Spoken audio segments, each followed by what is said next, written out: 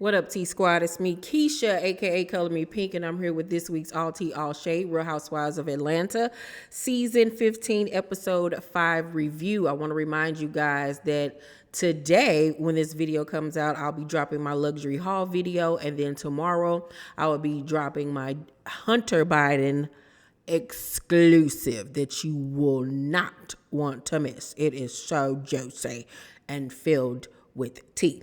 Okay, let's get into this past week's episode of Housewives. So, Sheree knocks on Kenya's door and was like, Kenya, if you can come out, we just had a couple of questions. So apparently they didn't work themselves up into a tizzy because they want to know what they're doing that weekend. Like they knew that they were going to a game, but they wanted to know like what else was going on. Why? Y'all let Marlo hype y'all up for a moment that was just so stupid and dumb. Like it was 9 something. She had to return to her room. She had her baby with her.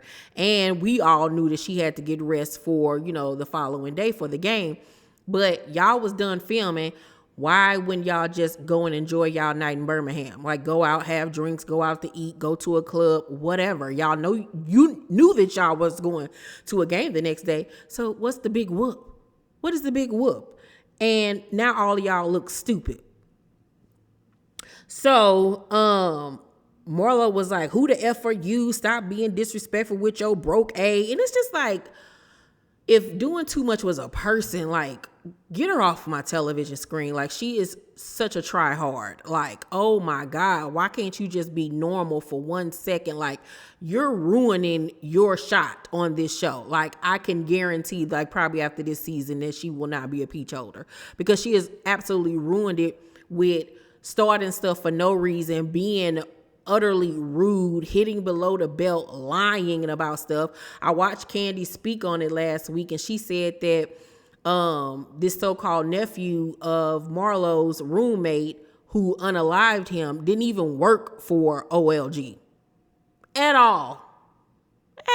And by the time that happened to him, he wasn't even working there anymore. Like just telling lie after lie after lie. So Kenya was like, I'm calling the police if you knock on my goddamn door again. Now, mind you, she's steady kicking and hitting on the door, knowing that Brooklyn is in there. Now, she says that she was drunk, but you ain't that drunk. You ain't that drunk to be that disrespectful. That probably scared that little girl. All that pounding and stuff like that. You don't do that. Ugh. So Sheree is like, I'm confused about the Summer thing. She didn't realize that Kenya's middle name was Summer. So Marlo was like, this is what she do. She brings you somewhere. She walks off and does what she wants. And as her friend, it's not fair to you. Y'all can stay here and knock if y'all want to. Now, she made that little comment to Monyetta. And Monyetta was like, well, I can do what I want to do.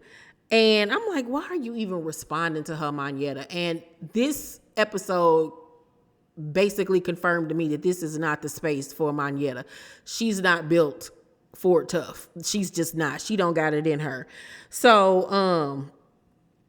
Monyetta in her confessional says Kenya can explain all of this, but she left me out here with the wolves. Well, girl, this is what happens. This is what happens on shows like this. Kenya didn't have to fight her own battles. I don't know how many times. Now it's your time, to get out there and, hold your own.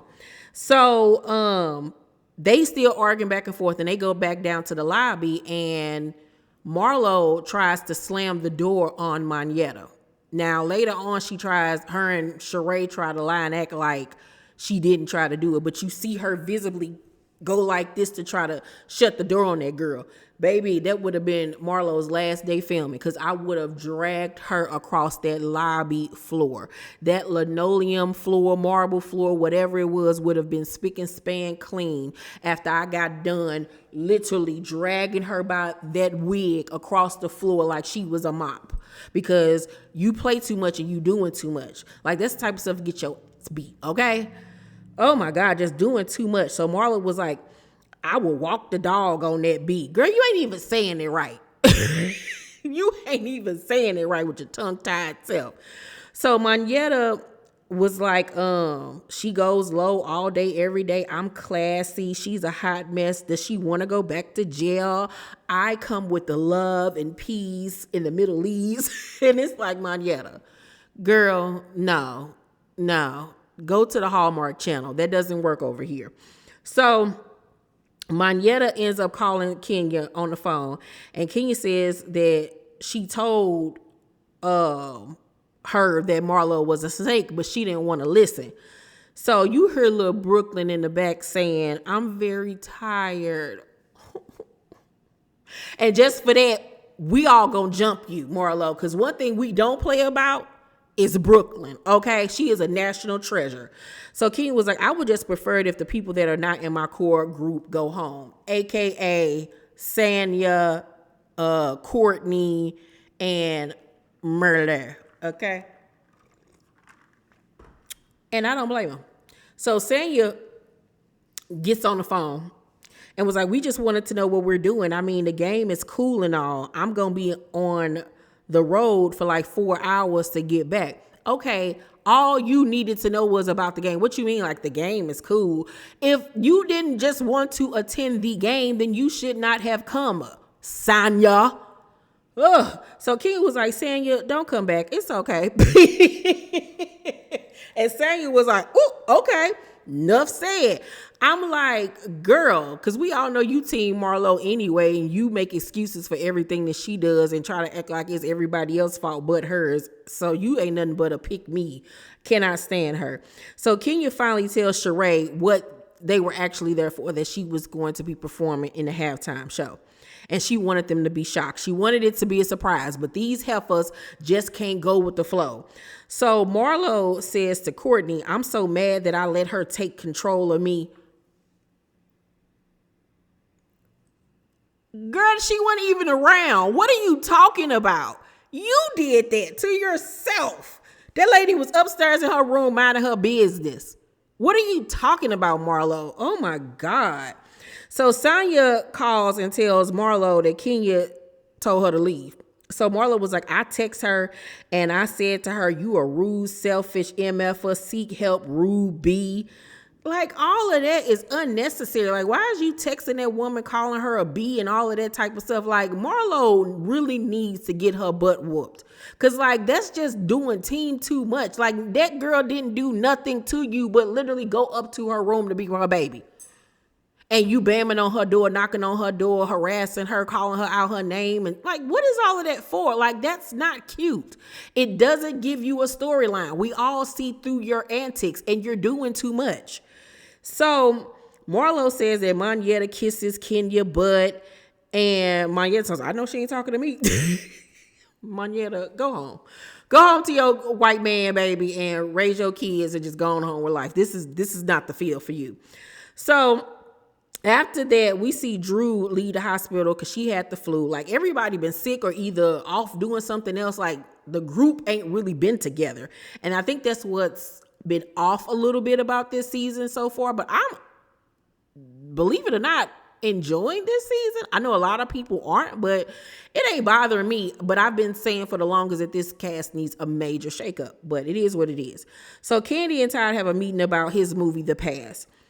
Candy rude self sitting there texting the child, and I don't even know if they ever had a meeting about the movie, child, because after that we just see them talking about Mama Joyce calling her and not bringing up what happened at BravoCon. Like, her and Candy like literally just started back talking, but at that point Todd and Mama Joyce had not been speaking ever since BravoCon, and I don't blame them. Literally do not blame him, because ain't nobody got time to be playing with this old lady.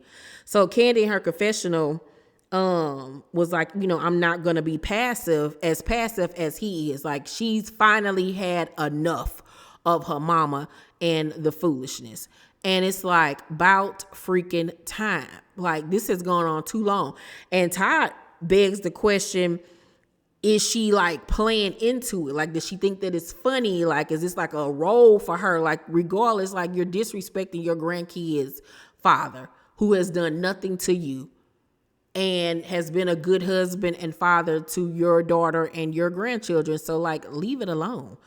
So Kenya the next morning calls the ambulance because she's feeling dizzy and having trouble breathing and numbness in her left arm, and she just recovered from COVID and everything. So Sheree calls everybody to her room and tell them that Kenya went to the hospital, and they FaceTime her, and she said that she had a fever of 102. Monyetta starts to cry because it makes her think about her mom who had recently just passed, and she kind of breaks down and cries.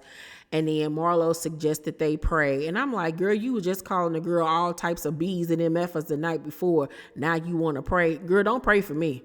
I don't want it. I rebuke that prayer. Nope. Not today, Satan. Nope.